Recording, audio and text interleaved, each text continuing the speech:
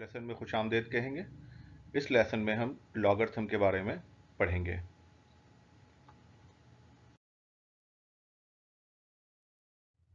इस लेसन में हम देखेंगे कि एक्सपोनेंशियल्स एंड लॉगरिथम के दरमियान क्या रिलेशनशिप पाया जाता है।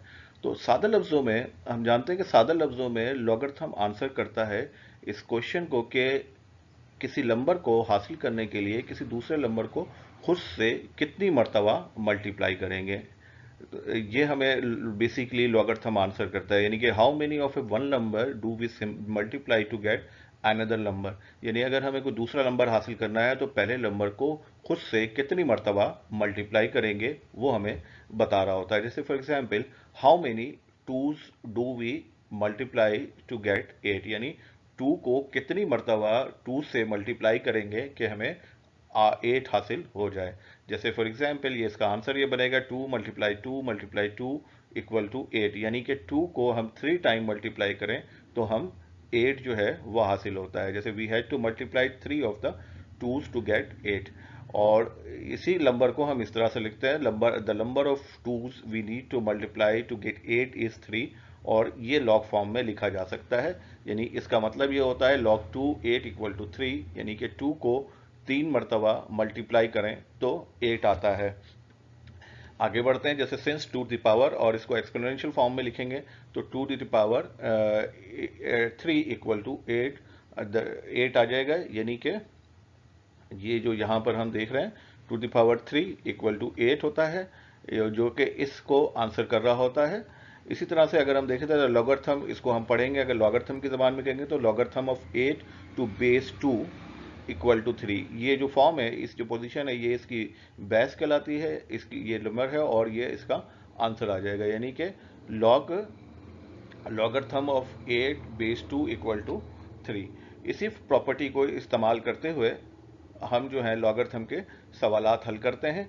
जैसे कि अगर हम इस फॉर्म को ले लें कि यहाँ पे a की power x equal to m के बराबर है, तो ये क्या आ जाएगा log x, इसको log की फॉर्म में लिखेंगे तो हम log base a m equal to x आ जाएगा। इसी तरह से अगर हम इनको नंबरों से रिप्लेस कर दें तो ये क्या बन जाएगा कि 7 की पावर 2 इक्वल टू 8 आ जाएगा। देखें किस तरह से ये आया है, इसको दोबारा से देख लेते हैं इसको,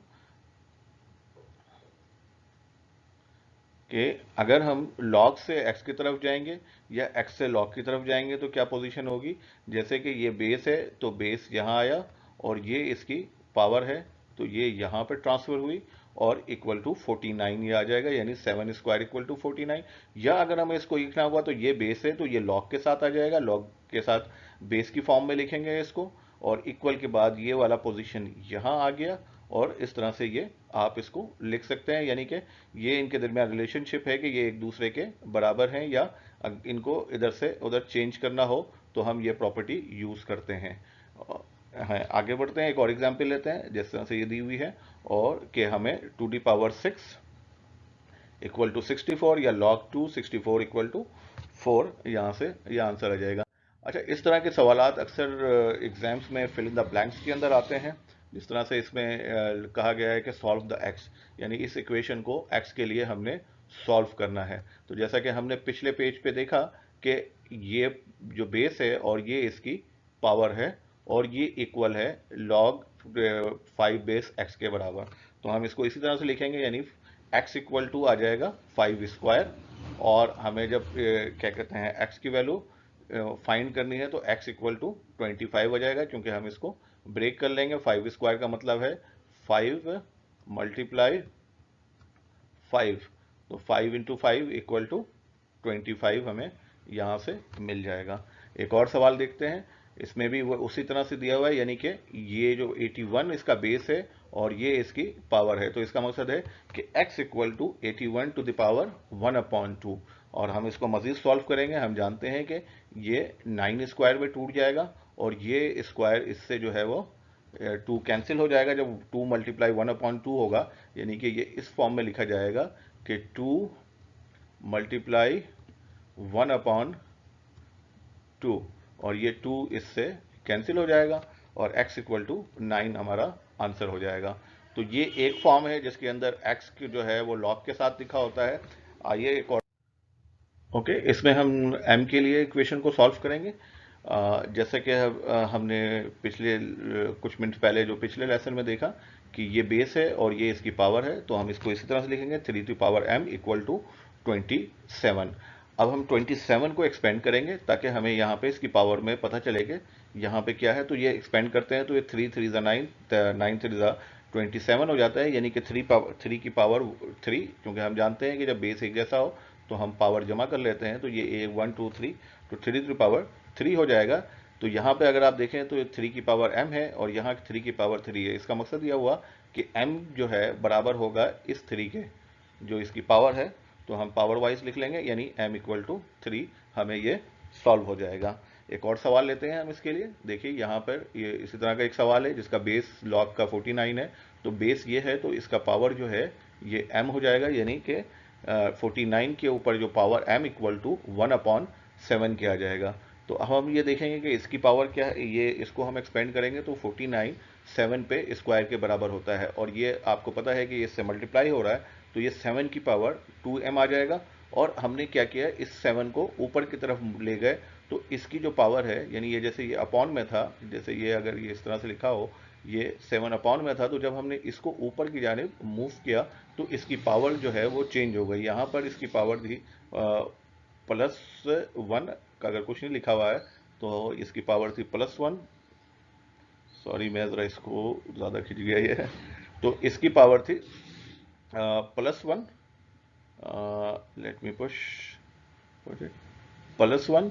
तो जब ये ऊपर की तरफ मूव किया तो इसकी पावर हो गई -1, यानी कि अब हमारे पास जो इक्वेशन बनी 7 की पावर 2m और दूसरी तरफ है 7 की पावर -1।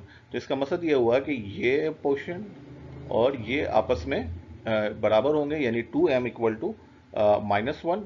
और फिर m के लिए क्या होगा कि 2 जो है इधर मल्टीप्लाई में है, इक्वल के दूसरी जानिब अपॉन में चला जाएगा, यानी m बराबर हो जाएगा -1/2 जो है वो हमारा आंसर निकल आएगा। आइए एक और एग्जाम्पल की तरफ बढ़ते हैं। इस मर्तबा हमें जो है वो बेस जो है वो मालूम करना होगा कि बेस क्या है। तो log a 27 इक्वल टू 3। तो हम इसके लिए इक्वेशन बनाते हैं कि ये जो है a की पावर 3 इक्वल टू 27। तो हम 27 को भी तोड़ लेंगे। तो 27 हमने देखा कि पिछले सवाल में 3 की पावर 3 जो है वो 27 के बराबर होती है। तो ये हमारी पावर सेम हो गई कि इस a के पावर 3 और 3 के ऊपर पावर 3। तो इसका मकसद ये है कि a इक्वल टू 3 होगा, तो ये हमारा आंसर निकल आया। एक और क्वेश्चन देखते हैं। इसमें देखें a की जो है बेस है और ये इसकी पावर है, यानी a के ऊपर 1/2, यानी a की पावर 1/2 इक्वल टू 4। तो हम 4 को इसको दोनों तरफ हम इसके स्क्वायर ले लेंगे। तो ये हो जाएगा a की पावर 1/4 इक्वल टू, दोनों तरफ स्क्वायर लेंगे इसको ख़त्म करने के लिए, यानी इसको किल करने के लिए। तो ये देखें, ये इधर स्क्वायर लिया तो ये 1/2 इसकी पावर ख़त्म हो गई, और ये 4 पे स्क्वायर, या क्योंकि जो काम इक्वल के इधर करते हैं वही काम इक्वल के दूसरी साइड करना पड़ता है हमें। तो इस तरह से a इक्वल टू 16 जो है वो हमें हासिल हो गया। अभी जो हम पिछली एक्सरसाइज में कर आए, अब हमने देखा कि ये क्वेश्चन एग्जाम्स में किस तरह से आता है। ये हैदराबाद बोर्ड 2016 का क्वेश्चन है, जिसमें हमें कहा जा रहा है कि log √5 बेस 5 और इसका जो एक है 25 इक्वल टू y के बराबर होता है। इस मीन के ये जो √5 की पावर y इक्वल टू 25 के बराबर होता है। अब जब हम ये रूट हटाएंगे तो ये 1/2 भी आ जाएगी, इसके साथ ऐड हो जाएगा, यानी अगले स्टेप में ये y/2 हो जाएगा। और इसको हमने एक्सपेंड कर लिया, यानी 25 जो है इक्वल होता है, इसको पावर फॉर्म में लिख लिया 5 की पावर 2 के। और अगर आप देखें तो ये बेस एक जैसा है और ये दोनों इक्वल हैं। इसका मकसद ये है कि 5/2 इक्वल है 2 के। तो हम इसको इसी तरह से इक्वेशन में लिखेंगे, यानी 5/2 इक्वल टू 2, और 2 इधर डिवाइड में है, दूसरी साइड जाके मल्टीप्लाई हो जाएगा, और इस तरह से ये y इक्वल टू हमें जो है वो 4 हासिल हो जाएगा। इसका दूसरा कंपोनेंट था 2016 के क्वेश्चन का, जिसके अंदर बेस 55 था और इसकी पावर y थी, यानी कि log 55 इक्वल टू y। तो ये 55 y के ऊपर पावर में आ जाएगी और 55 की पावर y, और यहाँ कुछ नहीं है तो ये क्योंकि +1 हम जो है नहीं लिखते, तो इसका मतलब है 5 के ऊपर पावर है +1 की। तो y 55y इक्वल टू 55 + 1, तो इसका मकसद ये है कि ये वाला y जो है ये इस पावर और +1 के इक्वल हो जाएगा। तो आइए फिर इसको लिख लेते हैं, यानी y = +1 और ये y = 1 जो है ये हमारा आंसर आ गया। तो आपने देखा कि किस तरह से ये सवाल जो है आपके एग्जाम्स में आता है। आई होप कि आपको हमारा लेसन पसंद आया होगा। अगर आपको हमारा लेसन पसंद आया है तो प्लीज़ हमारे चैनल को लाइक करें, सब्सक्राइब करें और बेल आइकन का बटन दबाएं, ताकि हमारे वीडियो अपडेट्स आपको कंटिन्यू मिलते रहें। बहुत शुक्रिया।